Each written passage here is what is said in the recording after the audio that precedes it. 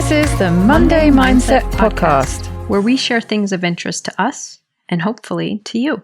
So let's get started with episode number 52. It's been a whole year. Ta-da! And this week, it's Terri's turn to share something. What have you got for us today, Terri? Well, Daisy, since this is the 1-year anniversary of starting the podcast, as far as episode 52, I am going to do this one truly in the spirit in which we designed the podcast. And that is, you and I are just going to have a conversation about something. Oftentimes, you and I both come to record, and whoever's turn it is to record, we have notes that we're going through and figuring out how we're going to share that.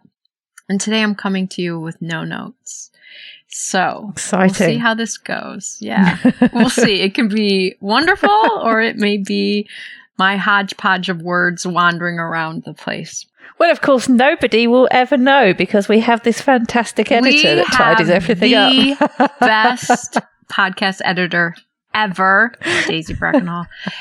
So yes, that will probably help. So what happened for me to prepare this time is I start going through some of my favorite podcasts and start looking. And I found one. I went back to Mind Valley, which is a podcast that I really enjoy. And there was an author in there that I had listened to before, but I thought, oh, I should listen to this one.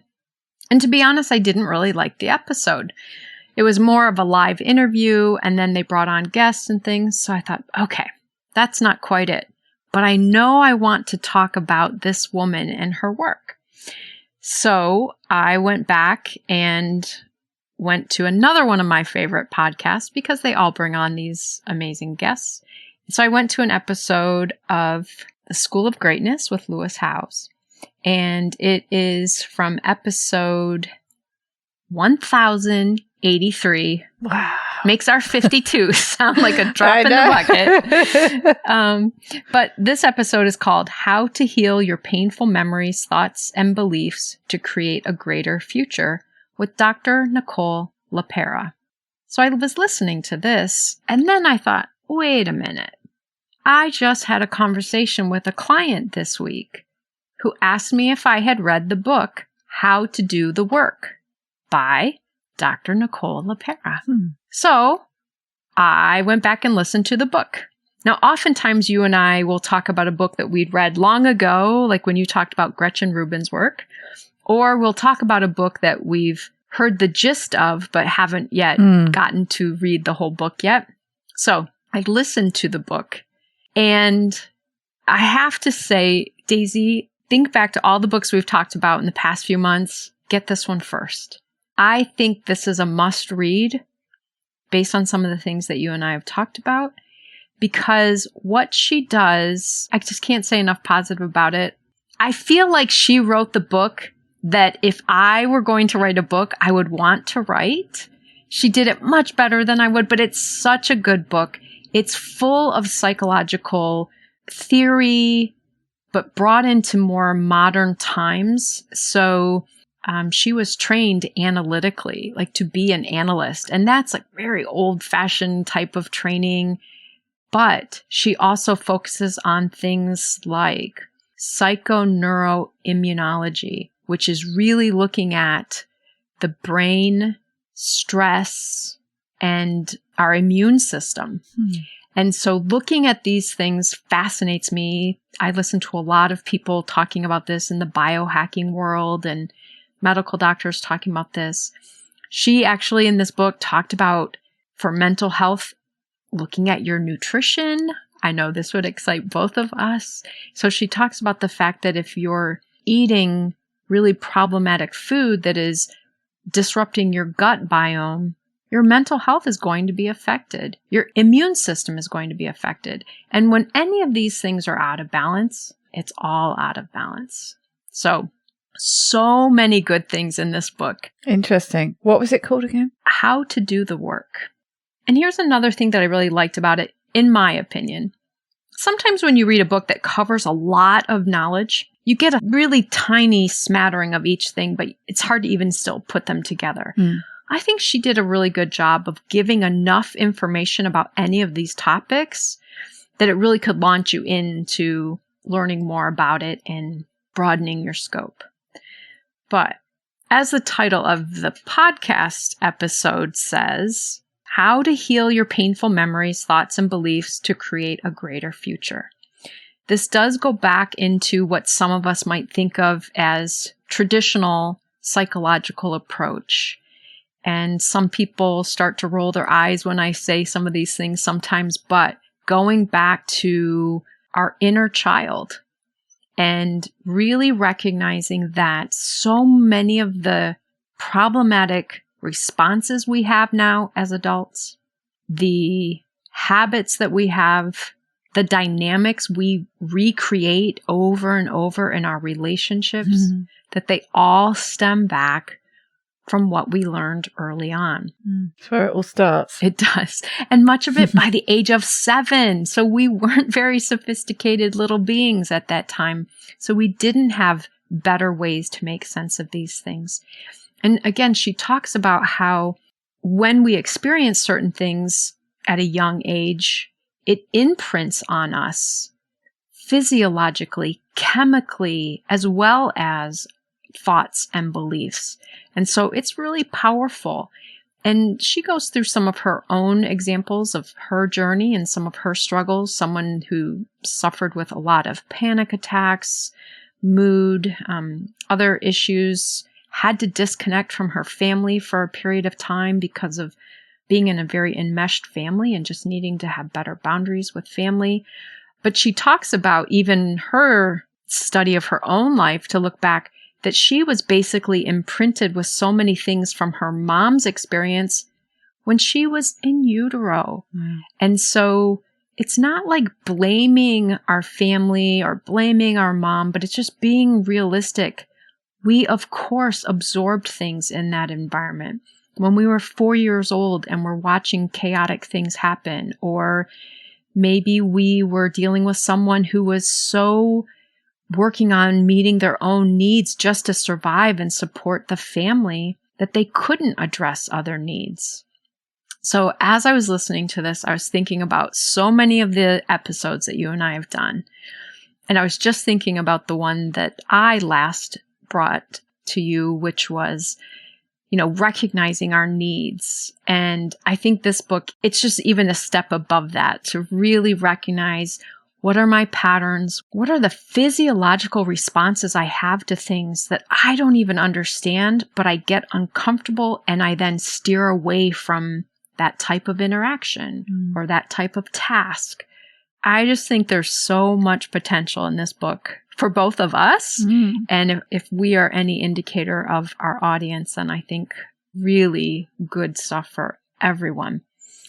So, of course, what she really walks through in this book is digging into where did we have our kind of injuries or wounds as a child, trauma, so to speak. Now, sometimes people think trauma has to look a certain way. It had to be sexual abuse, or it has to be this, or it's not considered trauma. And the reality is that that's not the only way to look at trauma. Trauma is something that is really just disruptive to our system. And again, imprints on us danger signals or stress responses. And we learn those emotional responses connected to those memories. And then when they're triggered again in the future, our body holds that physical memory of it. Again, activating same old responses. I remember somebody defining trauma, and I think people often downgrade their own experience. It wasn't traumatic enough. Right. My trauma, I can't classify it as trauma. But they were explaining it like this, that trauma is an event where you felt helpless, you felt powerless to do anything about it. Exactly. And that can be so many different things that are specific to the individual, specific to the context, specific to something that you wouldn't consider traumatic if it happened to you as an adult, but as a child when you were powerless to do anything about it. Something that seemingly really small and insignificant can be a traumatic event, can't it? That stays with you into adulthood. And I'm glad you said that, because that's exactly one of the things to work on, creating a different life and relieving some of these negative things, is to actually realize I'm not in that place anymore where I was powerless and couldn't do anything, and start to recognize now when I physiologically get that old reaction, I need to do something to bring myself into the present day and know I'm not powerless to that. So one of the things that this book, now I said I listened to it. So I did the audio version of it because I was so excited. I didn't have time to wait and get the copy of the book. But some books come with an accompanying PDF that has things that are in the book that you aren't just going to listen to, but you need to read. Well, one of the things she included in this is a glossary of holistic psychology terms. And so to me, I had to kind of laugh that anytime there's a list of terms that you might need to understand to read the book, it makes me laugh a little bit, but it is a really good resource. One of the things she talks about, or the whole book is about holistic psychology, and I think this is an important concept.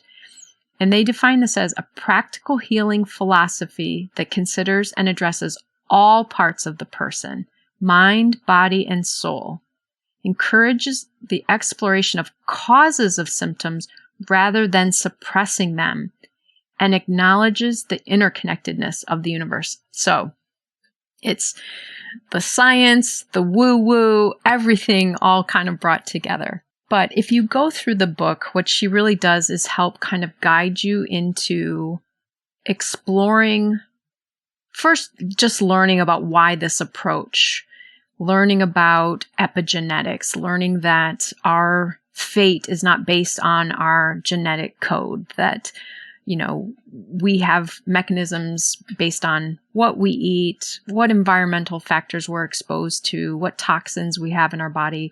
We can turn on and off our gene code, all kinds of things. So she goes through the first few chapters just to really highlight the philosophy, I guess you would say. And then helps you to think about, what are your wounds? What are the wounds that you carry forward from childhood? And it's not blaming anyone. It's not to find fault with anyone. But if we go back to the episode about acknowledging our needs, this is an important piece. Was I heard when I was a kid? Did I learn that it was safe to have needs? Did I learn anyone could help me with my needs? She then goes through the kind of archetypes based on our wounds, how we learn to cope with them. So maybe we become the overachiever, and we learn that we're going to be valuable enough by overdoing everything, always being perfect, achieving. The more we achieve means we are loved and we are lovable. I could recognize myself in a few of these, but definitely for me, is the underachiever. And this is an archetype that it's about, I don't want to draw attention to myself. I want to go under the radar a little bit, because otherwise I'm open to criticism and I could be exposed and fail. And you and I have talked a lot about that. You know that that's an ongoing challenge for me.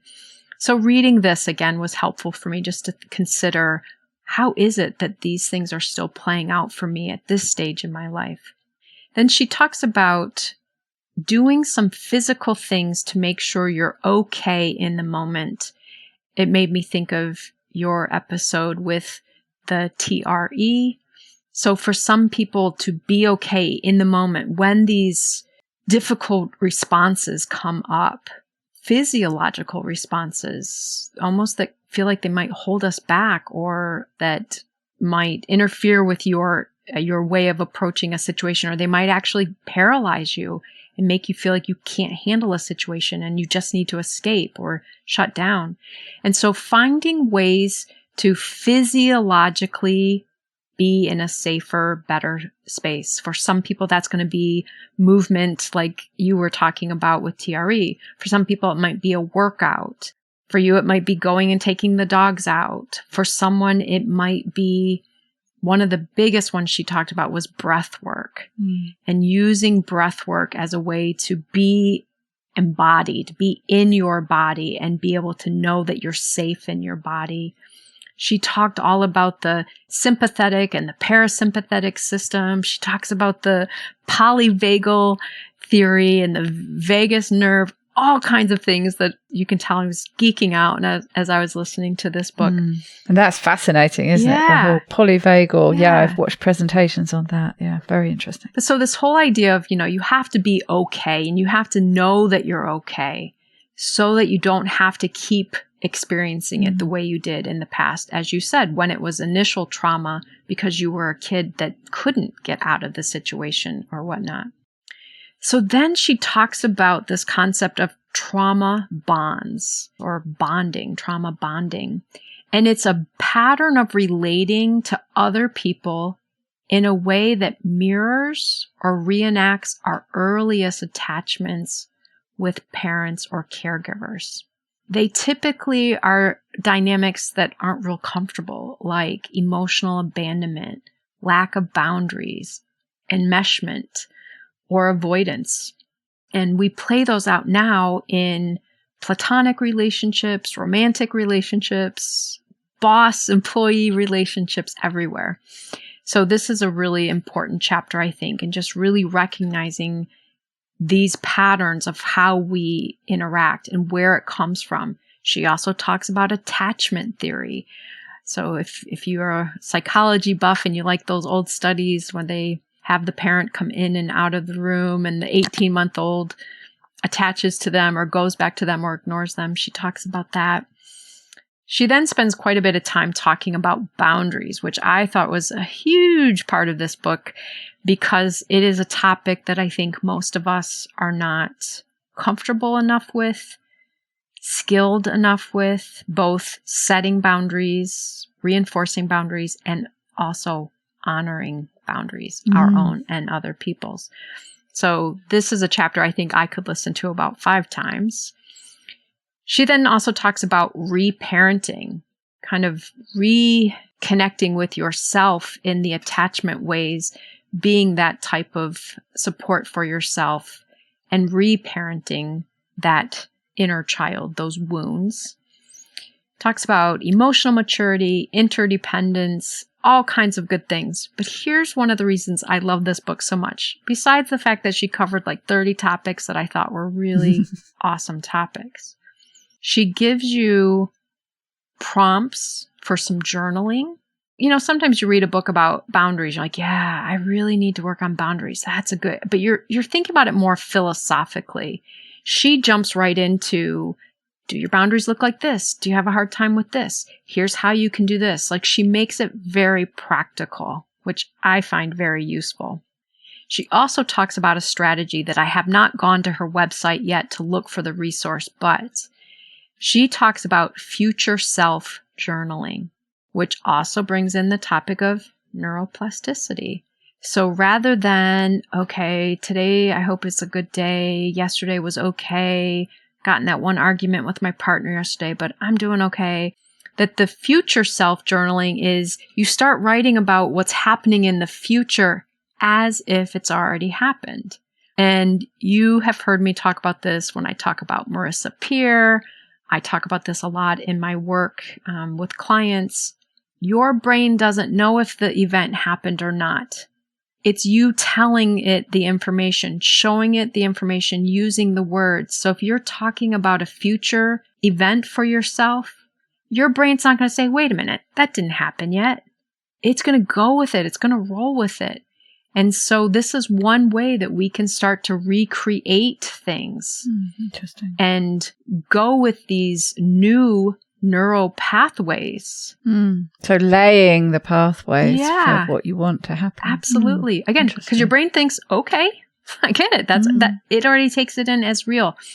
And a topic that I talk about tons in my other work, and you brought it up last week, in the podcast that you did, the idea that our brain prefers what is familiar.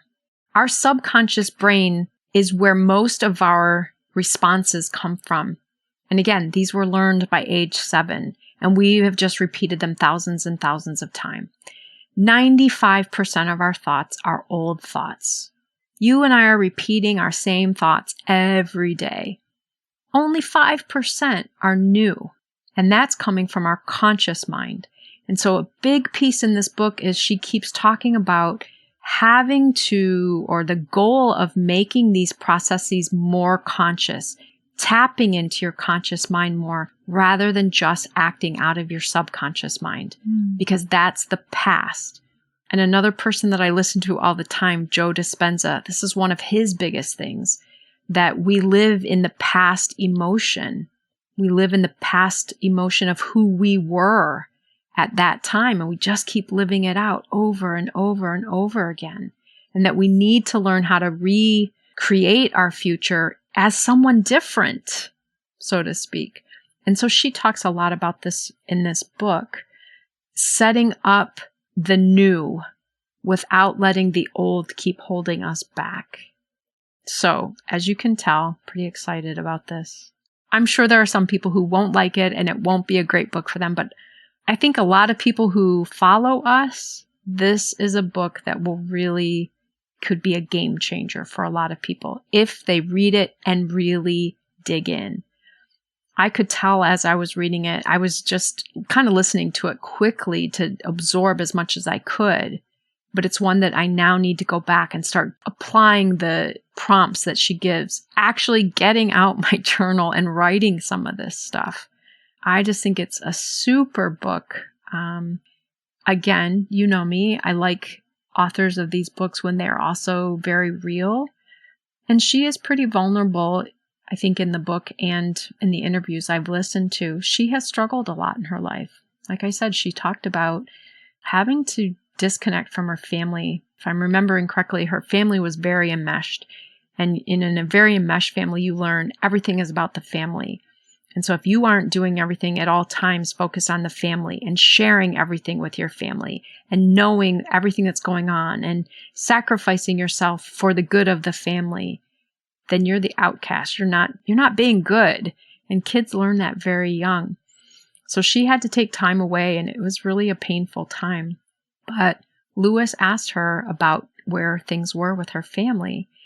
This episode was from a little while back, but she had recently been on a book release tour, and she shared the example that her family was following it, and her dad was writing comments on social media and things. So even though there was a lot of difficult information about the family in there, that she's been able to reconnect with them in different ways with better boundaries, and there's a lot of growth happening. It made me think of the whole concept of boundaries. People don't like our boundaries at first. Our boundaries set limits for people.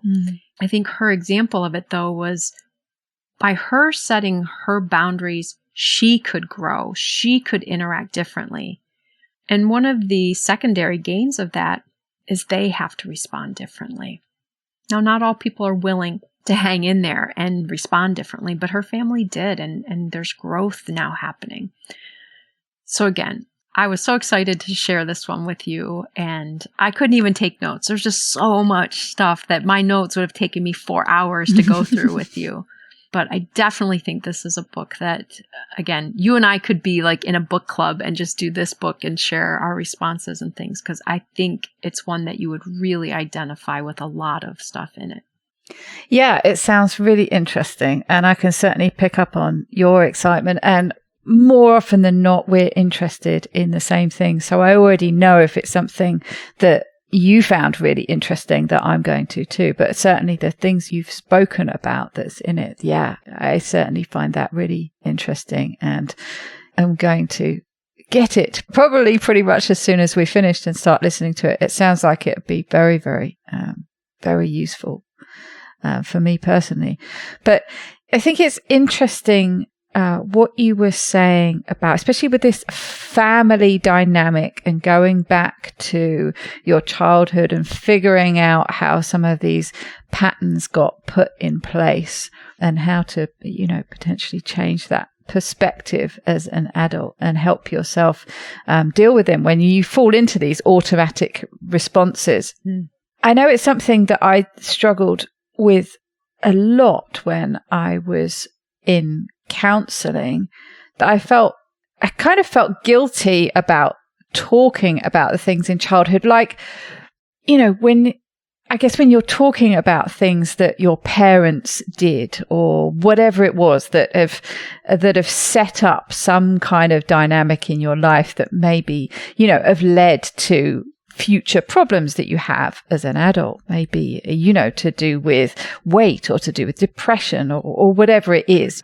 Trying to unearth where they all started. And more often than not, it goes back to your childhood and your parents, doesn't it? But I think the thing is, and if you were ever to have that conversation with the people, with your parents, the automatic response, I certainly know the response if I was to have a conversation with my mother, for example, would be immediate one of defensiveness, because they'd assume that you were coming from a place of wanting to apportion blame. And I think that's the thing, isn't it? It's not about trying to blame somebody. It's not about putting blame at somebody's door. It's just trying to figure out why you react a certain way to things from your experience. Absolutely. I think of a very, very difficult conversation I had with my sister that just really, really just negatively impacted me. I was in pieces when I came back, and it was a lot of counseling sessions to get around that. And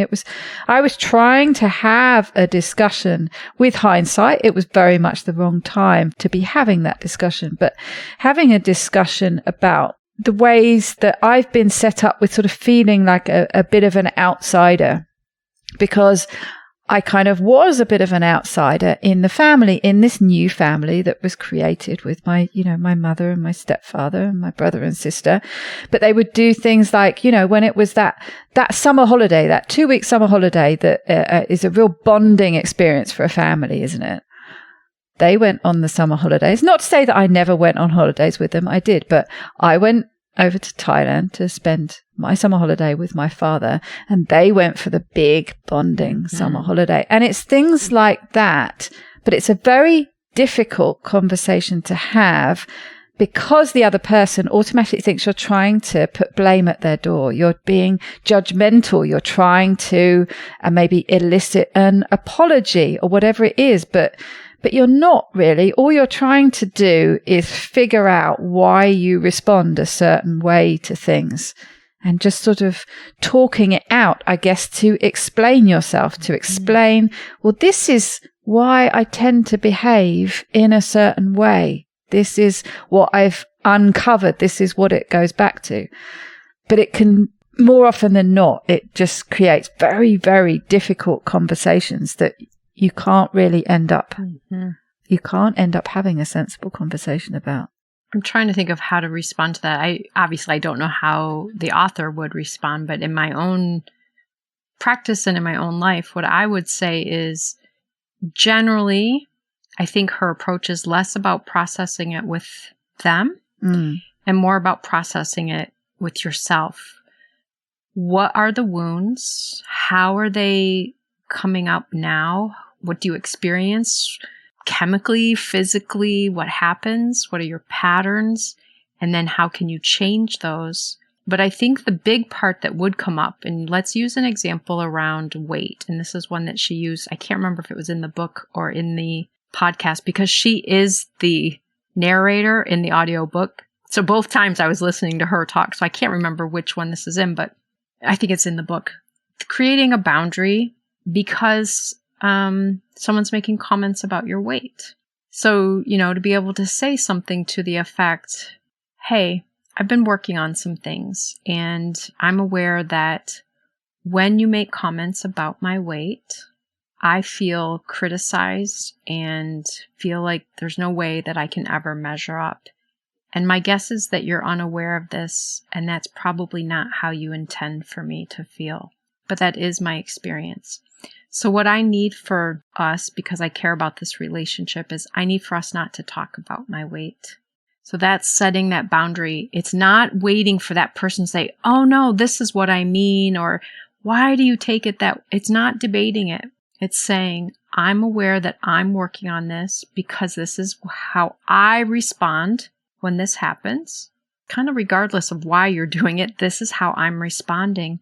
So I need for us not to do this. That's a nice way to say it. Could be another way to say, listen, your opinions and thoughts about my weight are not important to me at this time. I need to focus on this in the way I'm focusing on it. So I'm going to ask you not to bring that up. If our conversation goes there, I will end the conversation. Those are very clear boundaries that many of us struggle with having. And let's say, for example, that person, whether it's a family member or whoever, says, oh, but you're too sensitive. That's not what I mean. Why do you always do that? To say, you know what? I'm not going to debate that with you right now. I'm working on this for me so that I respond differently. And so what I need right now is that we don't do that because I'm going to do this differently. And the more they keep going, you say, okay, here we go. This is what I'm saying we need not to do. So I need to end this call, or we need to time out here and let's go do something else, or whatever it is. But I think sometimes the tendency is we want to, or we think we should be able to explain ourselves to the other person. And as you said, though, sometimes we are looking for an explanation from them to understand. And sometimes I think those pieces don't have to happen for us to do some changing of how we experience it. No, that makes sense.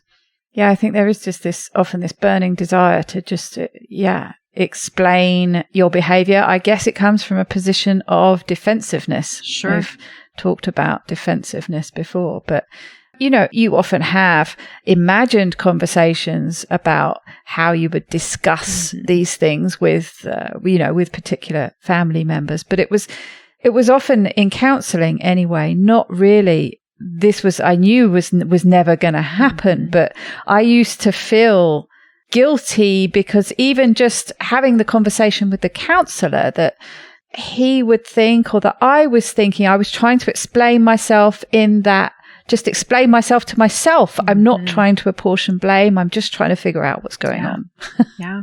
But I guess that it all comes back to, again, I suppose, identifying something like defensiveness. And okay, so where does this defensiveness come from? And just keep unearthing. And I think at some level recognizing, I don't have to justify the fact that every time a conversation, let's say, for example, for me, if I were walking down the street and I saw a circle of people watching a fist fight and they were getting excited and like cheering them on, I would freeze physically. I will catch my breath. I will have a hard time. I will feel paralyzed. I don't need to justify or explain that to anyone. I need to understand what happens when I go into that place and how can I help myself feel safe and process it in a different way so that I don't have that response anymore.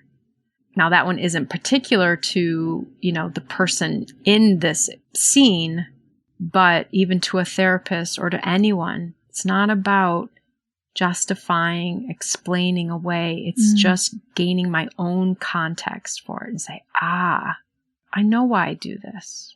My body and my brain, my mind learned this response from when these things happened, regardless of what those people meant when they did them or what the scenario was. I'm carrying with me this way of responding. That's what I want to change. It feels also a bit like this need to explain yourself, to justify yourself, kind of goes hand in hand with a difficulty you may have about setting boundaries. Absolutely. It feels like the two don't sit too well together.